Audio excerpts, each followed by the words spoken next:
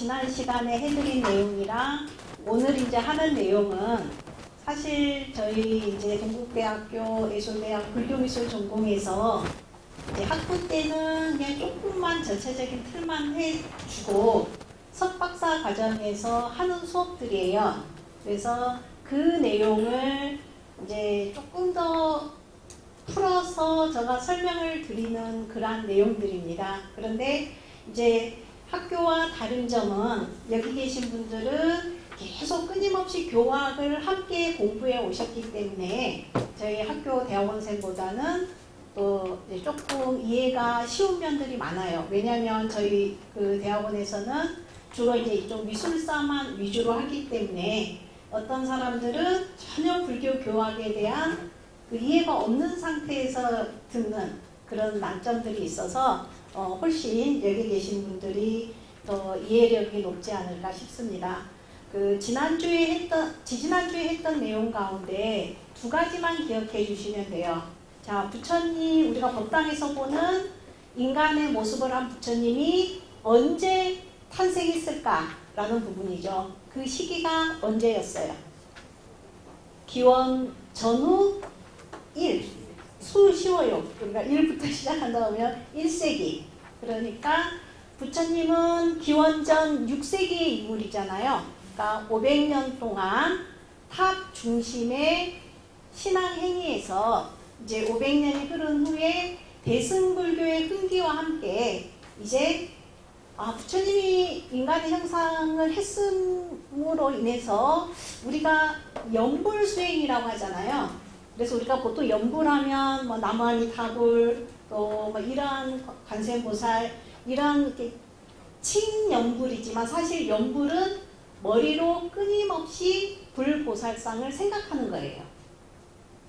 예, 그렇기 때문에 우리가 관불수행이라고 합니다. 그 관불수행을 통해서 그러니까 참선 수행을 통해서 깨달음에 이르기도 하고 여러 가지 수행법들이 있지만 일종의 관불수행은 윗바사나하고 상통되는 부분들이에요. 그래서 끊임없이 우리가 부처님 어떤 모습이지 머릿속에 떠오르면서 이제 부처님이 어떤 분이지, 부처님이 하신 말씀은 무엇이지, 이렇게 해서 결국 부처님의 말씀을 이제 체득해 가는 그런 과정입니다. 그래서 이제 인간의 형상을 한 부처님이 등장하셨는데 그 인도의 두 지역이 어디와 어디였어요? 저 북쪽에 있는 현재 파키스탄 지역이 간다라 하고 중인도 지역이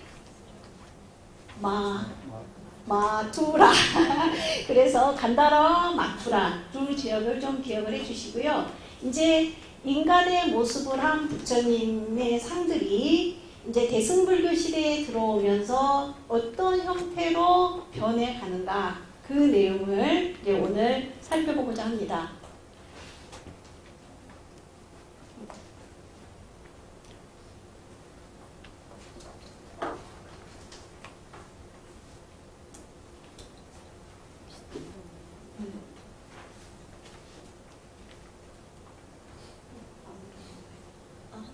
예, 그래서 우리 자료집에는 없는데 사실 우리가 그 봉은사 들어오시다 보면 왼편에 조그만 연못이 마련되어 있죠. 거기에 계신 분이 왼쪽에 계신 분 누구셔요? 예, 관세음보살이죠. 그래서 관음신앙은 주로 왜 물과 관련되는 곳에 모셨을까요? 그래서 이렇게 물과 관련되어 있는 곳에 모신 관음을 우리가 주로 무슨 관음이라고 부르세요? 해수관음이라고 하죠. 그러면 관음보살이 계신 곳은 바닷가. 그러니까 관세음보살님께서 항상 설법하는 곳은 바닷가. 근데 이제 우리는 여기 도시지니까 바다가 없으니까 대신 뭘 만들어 놨어요? 예, 바다를 상징하는 작은 바다, 연못을 만들어 놨습니다. 그래서 지금도 우리가 보살신앙 가운데 가장 널리 신앙되는 신앙은 관음신앙이잖아요. 그래서 옛날 분들도 마찬가지였어요. 대승불교 시대에 들어서면서 처음으로 나타난 보살이 관음보살이에요.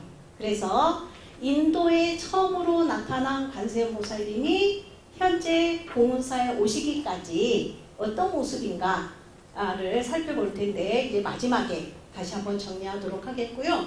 우리 오다 보면 또 이렇게 큰 부처님 있죠. 예, 무슨 부처님이세요?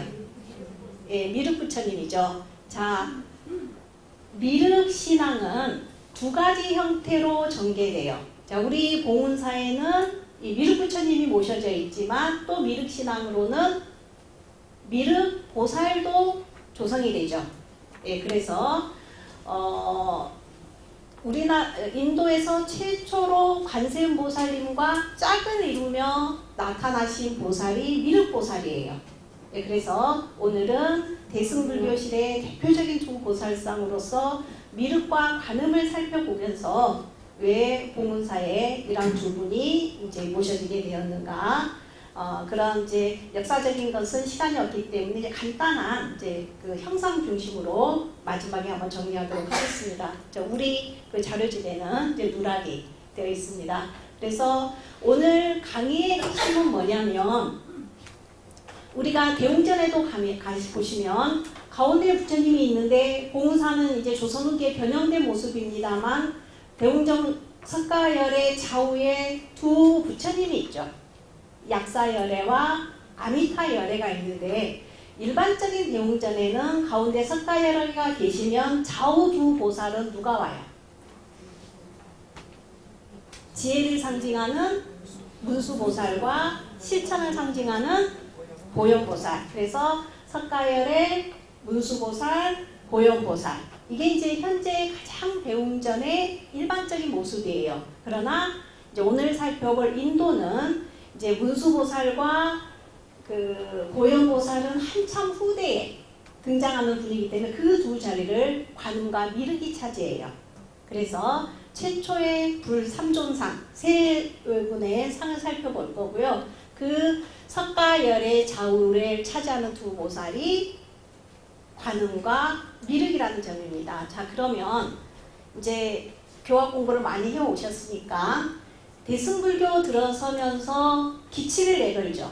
자, 그 이전 근본불교 원시불교 시대에는 이제 최고로 깨달음을 얻으신 분은 부처님 한 분이었는데, 대승불교 시대에 들어서서 누구나 다 부처님이 될 수 있다라는 사상으로 변해갑니다. 그래서 상고보리, 그다음에 뭐라고 해요? 상고보리 하와중생. 그 상고보리 하와중생을 상징하는 두 보살이 관음과 미륵이에요, 여러분.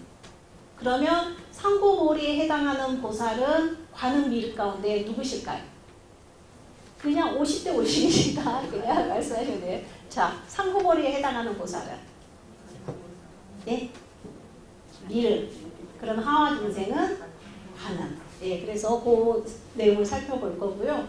그 다음에 시대가 올라가면 지금도 새로운 종교가 세를 확장할 때 하는 게 병을 치료해 주거나 기적을 보이는 일이잖아요. 예, 그런 것과 마찬가지로 불교가 세력을 확산해 갈 때 일어나는 것 가운데 하나가 석가열애가 이교도들을 항복시키기 위해서 도술 부리기를 해서 이기는, 그것을 우리가 이제 신변이라고 하는데요. 그러한 내용들을 이제 미술로 표현하게 돼요. 그래서 그러한 내용들이 결국 이제 불교 미술에 나타난 최초의 설법도가 돼요. 그래서 이제 그러한 내용들을 볼 텐데요. 이제 그게 바로 요 내용들이에요. 가운데 석가열애가 있고 좌우에 두 보살상이 오고, 그 두 보살상은 미륵과 관음이고, 이제 그러한 석가열애께서 여러 그 이교도들을 항복시키기 위해서 신변 그 도수를 부리는 장면을 이제 설법하는 이러한 모습들이 이제 이번 강의의 이제 주제입니다. 그래서 요 제가 그림들은 놓지 않고 이제 글만 놨습니다. 그래서 우리 자료집에 있는 내용이고요. 요 내용들은 이제 본문에 다 실려 있는 그림들입니다. 그래서 요 내용도 이제 다시 큰 틀을 보고 가기 위해서 본문에 있는 내용을 좀 앞으로 가져왔습니다. 그냥 아무런 생각 없이요. 요 보시면 두 분이 같은 이른 시기에 한 분은 관음이고 한 분은 미륵이에요. 그러니까 지금 알고 있는 우리나라의 미륵보살상은 잘 아시는 방가사유상이죠.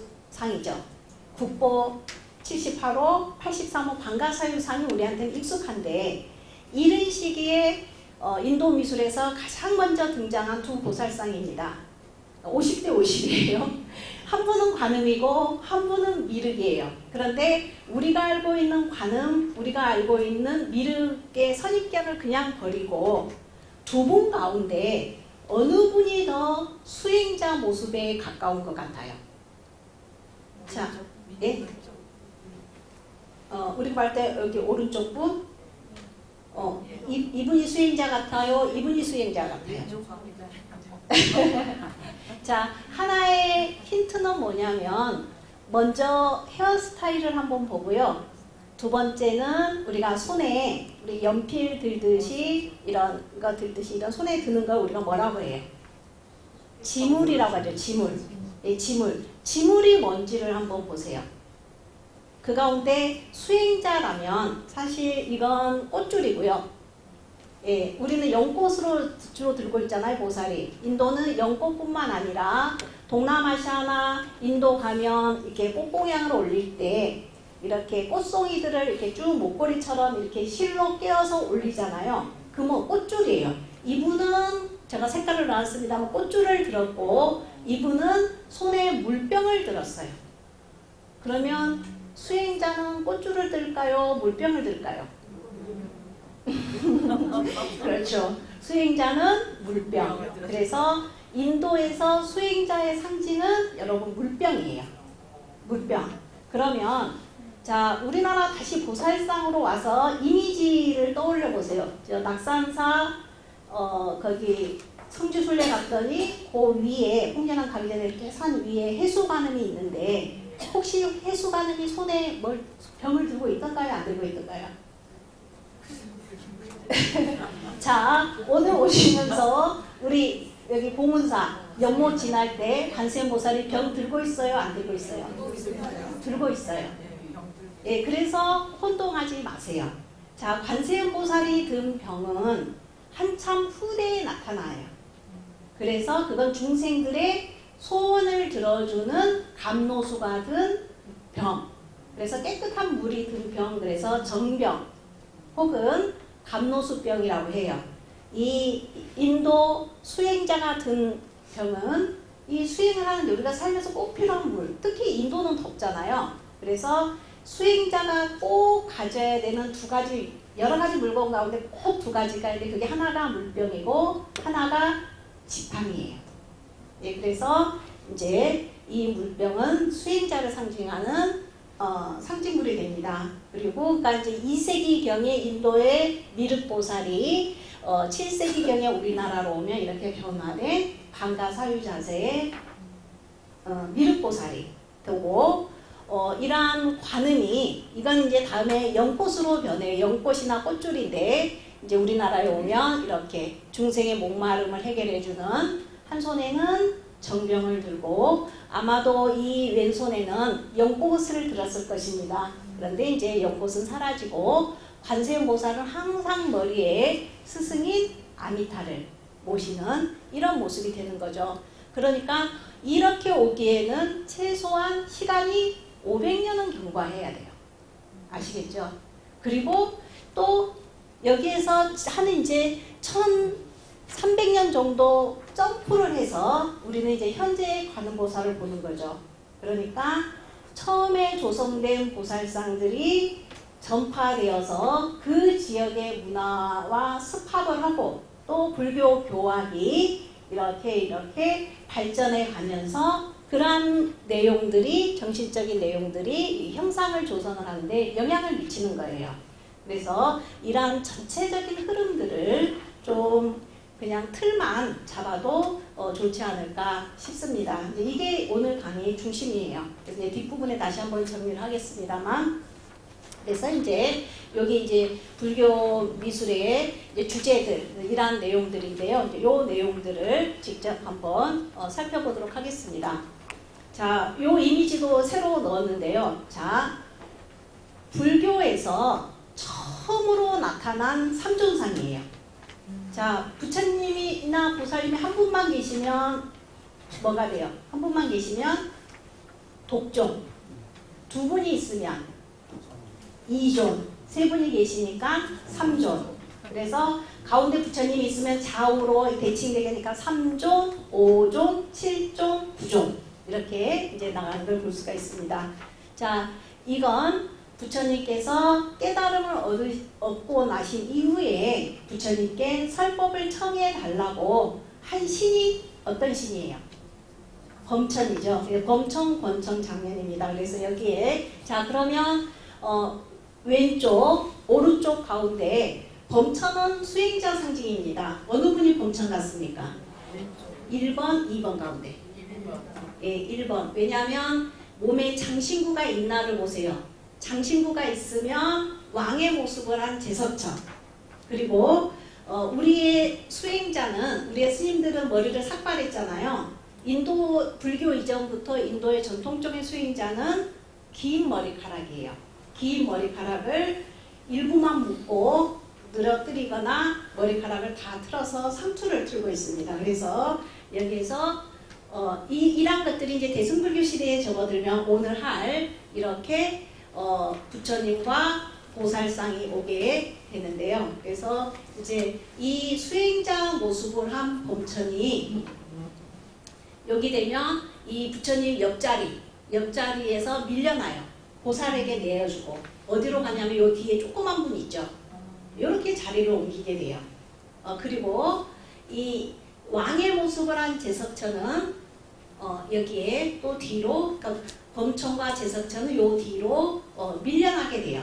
그리고 이제 대승불교 시대가 확산되면서 그 자리에 이 범천의 관음과 미륵이 오는데 이 범천은 수행자의 모습은 미륵보살에게도 전해지고 그 다음에 왕의 모습과 제석천의 모습은 이제 관음보살에게 영향을 미치게 됩니다. 그래서 결국은 이른 시기에는 본격적으로 보살신앙이 등장하기 이전에는 인도인들이 가장 잘 알고 있는 두 신, 최고의 신인 범천과 제석천이 부처님을 호위하게 함으로써 부처님이 힌두의 전신이 되는 이런 종교의 최고의 신인 범천보다도 높은 분이구나. 왜냐하면 자기가 믿는 최고의 신이 이제 막 신흥 종교의 그 교주를 모시고 있으니까 이러다가 이제 불교가 자신감을 갖게 되는 어느 정도 자리를 잡게 되니까 이제는 이런 전통적인 다른 종교의 신들은 우리가 아는 호법신으로 격화를 시키고 그 자리에다가 대승불교를 상징하는 상고보리를 상징하는 미륵과 하와 중생을 상징하는 관음을 그 자리에다가 이제 두게 되는 거죠. 이러한 현상이 나타나게 됩니다. 그래서 또 하나의 변화는 이제 결론부터 먼저 새로 넣은 사진을 가지고 하고 이제 설명을 드리도록 하겠습니다. 여러분, 이 부처님은 기원 조금 더 시대가 내려가면 기원 전까지 기원 전후 1세기에 조성된 부처님이에요. 부처님이고 오른쪽에 보시는 부처님은 그보다는 한 300년 후에 만들어진 3, 4세기에 같은 책에서 만들어진 부처님입니다. 그래서 보시면 이 부처님과 이 부처님 가운데 어느 부처님이 더 익숙하세요? 자, 왼쪽 부처님하고 오른쪽 부처님 가운데 오른쪽. 자, 그 다음에 이 두 부처님이 있는데 일단은 자, 이 부처님께서는 여기 이렇게 사선으로 되어 있는 게 길상초예요. 길상으로부터 보리수 나무 아래로 향할 때 풀을 받아서 보리수 나무 아래에 깔고 그 위에 앉으셔서 부처님이 깨달음을 성취했습니다. 그래서 인도의 초기 불상들은 보리수 아래에 길상초를 깔고 그 위에 앉아 계시고 이 대자는 영포대자가 아니라 지금 여기 계신 분들께서 앉은 이런 일반적인 의자예요. 네, 이런 의자인데 3세기 대승불교가 확고하게 확산되어 가면서 나타나는 가장 큰 변화는 대자의 변화예요. 부처님이 앉는 대자가 이제 일반적인 그냥 대자에서 뭘로 변했어요? 연꽃으로 변했어요. 그래서 이러한 변화들이 있고요. 또 자, 우리 불교대학에서 배우셨는데 두 손을 겹쳐서 배 앞에 이렇게 우리가 참선할 때 놓는 이러한 수인을 무슨 수인이라고 했어요? 선정인이라고 했죠. 참선할 때 손 모양, 수행할 때 손 모양은 선정인인데, 자 오른쪽에 보시는 이 부처님은 자 우리가 지금 여러분께서 알고 계시는 부처님의 수인에 대입해 보면 무슨 부처님 수인과 유사해요? 비로자나 부처님이 짓는 직원인. 직원인은 이렇게 해서 이렇게 감싼 형태입니다만 초기 모습이에요. 그래서 이 대자와 수인의 변화는 뭘 의미하냐면 왼쪽 부처님은 인간적인 역사적인 부처님, 인간의 형상으로 깨달은 분이라는데 초점이 맞춰졌다면 이제 그러니까 일종의 우리 불교 사상으로 나눈다면 초기 불교 얘는 이와 같은 부처님이 주로 존재했다면 이제 대승불교 시대에 와서는 법화경에 있는 석가열애처럼 영원불멸한 돌아가시지 않고 영원불멸한 법으로서의 부처님을 인식하게 됩니다. 그러므로 인해서 연화자와 이 수인이 다음에 변하면 비로자나 부처님의 직원으로 변하는데 이때는 직원 아직 비록 석가열애를 법신으로 인식을 했지만 우리가 일반적으로 얘는 아미타, 약사, 미륵, 비로자나 이런 부처님 사상이 아직 확고해지기 이전이기 때문에 이분은 석가열애예요. 그래서 그런 의미에서는 설법하시는 모양. 그래서 이제 설법이라고 보겠습니다. 그래서 오늘은 대승불교 시대의 부처님은 간단해서 다 요와 같이 묘사가 돼요. 연화자, 그 다음에 이렇게 설법인, 직원인에 가까운 설법인, 한쪽 어깨를 드러낸 우견편단, 그리고 그 좌우에 보살이 오는. 그래서 이제 이게 오늘 강의의 핵심입니다. 그래서 먼저 좀 전체적인 틀을 보고 가시는 게 나을 것 같아서 이걸 이제 넣었고요. 이제 우리 자료집으로 이제 다시 돌아가 보면 방금 전에 보셨던 부처님입니다. 설법인을 취한 석가열애 좌우로 두 보살이 오는데 석가열애 부처님이고 우리가 봤을 때 향 좌측에는 관세음 보살님이 오시고 향 우측에는 미륵 보살님이.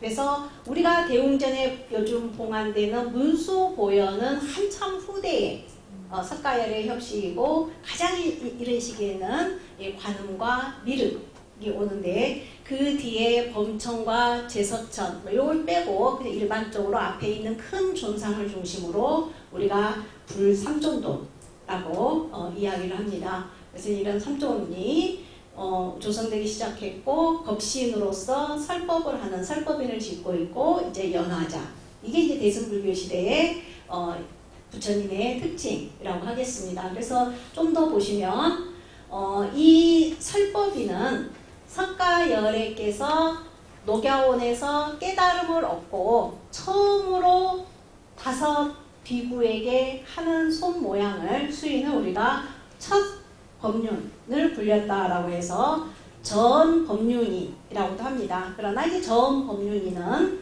설법인의 큰 테두리 안에 들어간다라고 하겠습니다. 그 다음에 우리도 법당에 가서 보시면 부처님이 이렇게 양쪽 어깨를 이렇게 다 덮고 있으면 통견이라고 하고 지금 보시는 바와 같이 이 차기법은 인도의 이제 고유의 차기법입니다. 그 스승을 만나거나 이러한 높은 분을 만날 때는 이제 이렇게 우견 편단을 하는데요. 자, 오른쪽 어깨는 지금 보시는 바와 같이 노출을 시키고 이렇게 한쪽 어깨에만 옷자락이 걸쳐지는 것을 우견 편단이라고 합니다.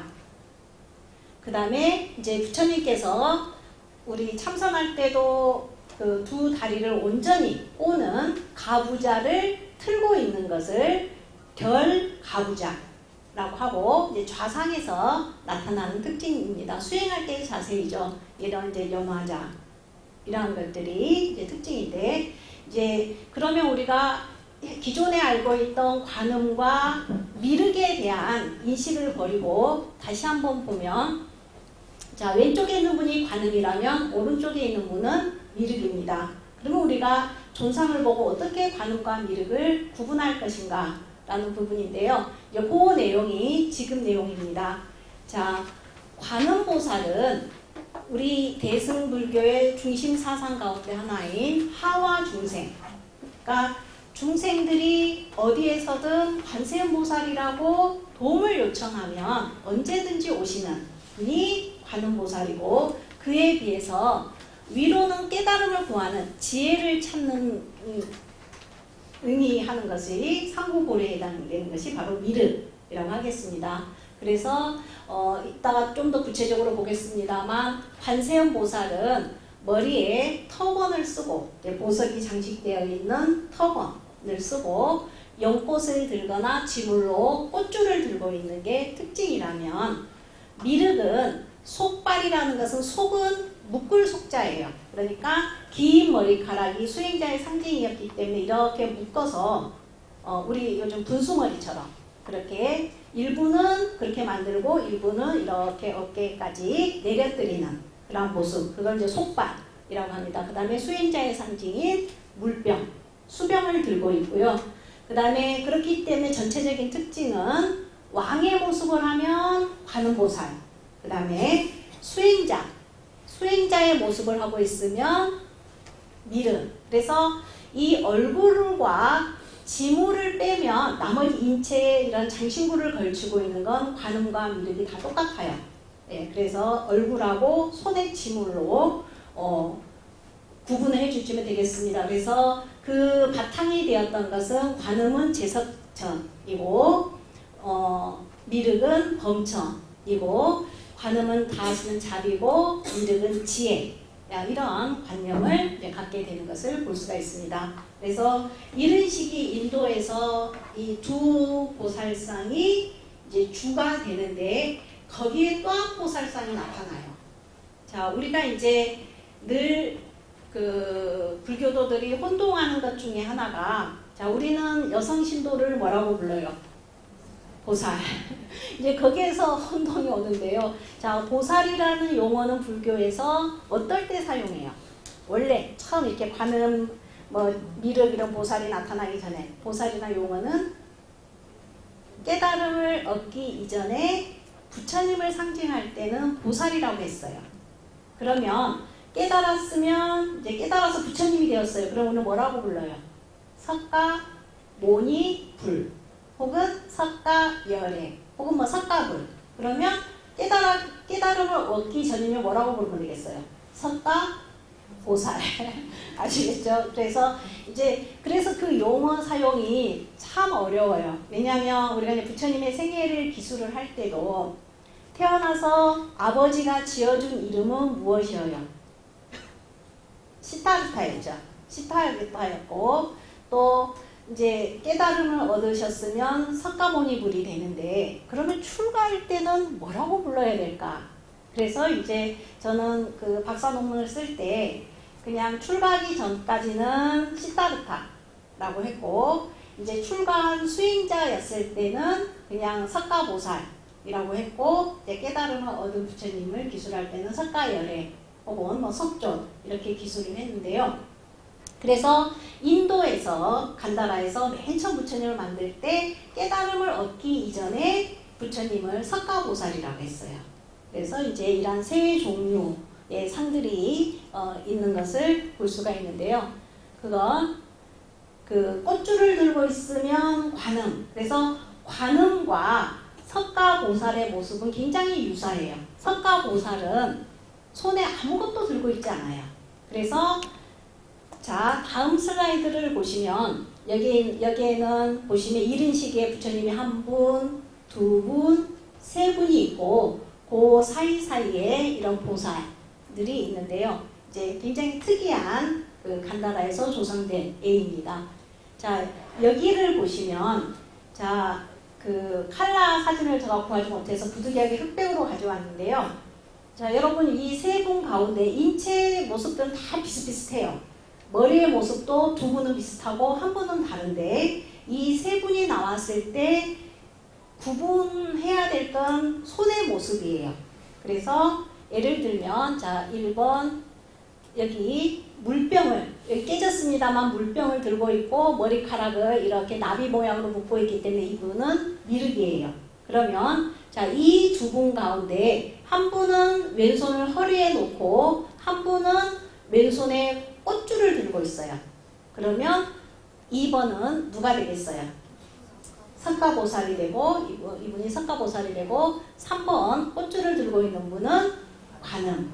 그래서 우리는 왜 이렇게 막 허리에 어렸을 때 우리 사진 보면 허리에 막 이렇게 하고 옛날 분들 이렇게 막 나팔바지 입고 사진 찍었잖아요. 이렇게 하는데 인도에서는 왕의 상징이 여러분 이 자세예요. 왼손은 허리에 두고 오른손은 지금 보시는 바와 같이 이렇게 설법하는 자세. 우리 불교 미술에서는 모든 두려움을 없애주는 시무예이 이란 자세들. 그래서 원래 이렇게 하고 이 자세는 왕의 자세예요.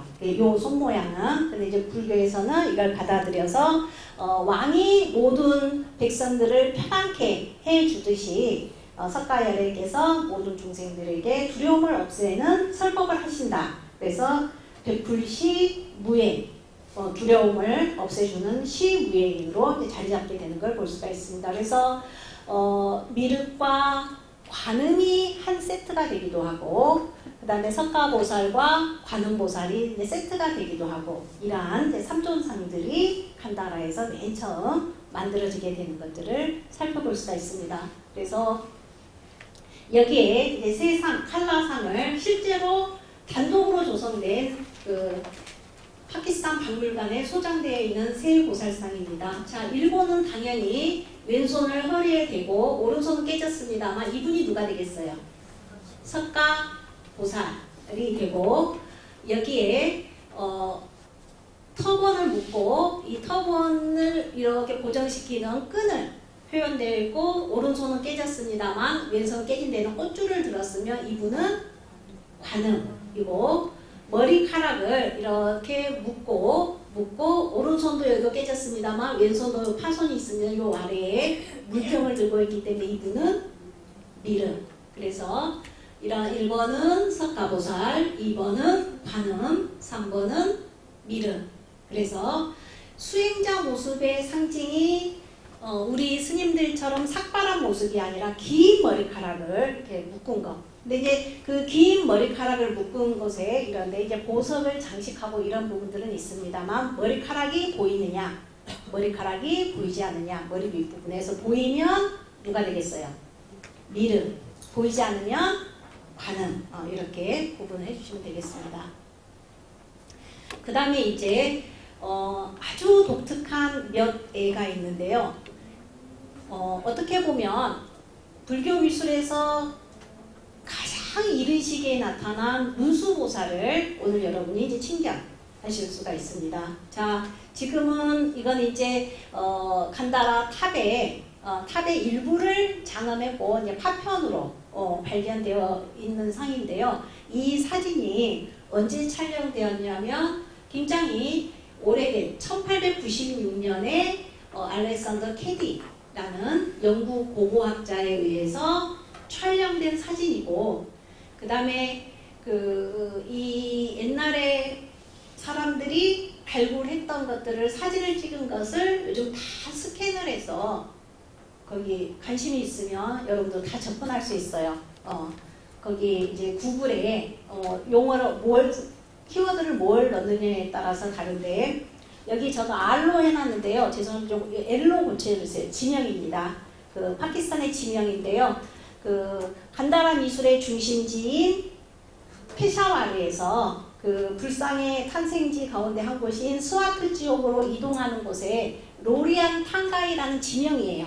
여기에 절터가 하나 있었는데 어마어마한 양의 유물들이 출토가 되었습니다. 그래서 그때 이제 영국 식민지였기 때문에 영국인들이 촬영을 해서 그걸 스캔을 해서 영국의 영국 도서관에서 이걸 이제 다 제공을 하고 있습니다. 거기에서 이제 다운로드 한 건데요. 가운데는 이 시기에서 일반적으로 보는 연꽃 대자가 있고 설법윤을 짓고 있는 사다리꼴 안에 우경편단을 한 부처님이 있고 좌우에 두 보살상이 있는데요. 자, 우리가 이와 같이 완전한 이렇게 한쪽 다리 위에 반대편 다리를 얹은 그리고 국보 83호 반가사유상 자세하고는 약간 다른데 여하튼 비슷한 자세를 하고 자 한쪽 손을 뺨에 대고 있는 이러한 자세를 우리가 무슨 자세라고 해요? 자, 이렇게 생각이 잠긴 자세를 사유 자세라고 하죠. 그러니까 이른 시기에 불교 미술에 나타난 사유 자세예요. 사유 자세인데, 그러니까 우리 방가사유의 사유의 가장 이른 시기의 모습이라고 할 수가 있겠습니다. 그런데 이제 요 다리는 이 향 좌측에 있는 분은 왼쪽 다리를 구부렸고 향 우측에 있는 보살상은 이제 그 오른쪽 다리를 조금 더 높여 구부렸는데 우리는 이 다리가 반대편 이 무릎 위로 걸쳐지는 그런 자세입니다. 그래서 이런 자세를 취하는데요. 그러면 이 두 보살이 누구일까? 우리는 지금 기존 인식에서는 관음과 미륵은 보아오셨죠. 예, 그러면 자 이분 가운데 이분을 한번 봐주세요. 헤어스타일은 두 분이 다 같으니까 헤어스타일로는 구분이 거의 불가능한데 여기에 이분이 손에 연꽃을 들었어요. 그럼 이분은 누가 되겠어요?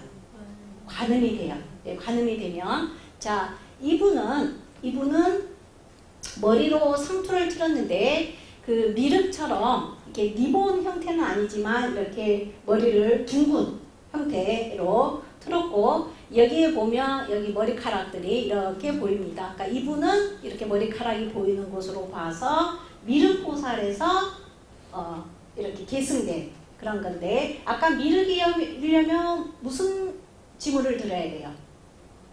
물병. 근데 이분은 물병 드셨어요? 안 드셨어요? 자, 요거 여러분 무엇일까요? 요거. 여기 요렇게 네모난 상자 같은 거.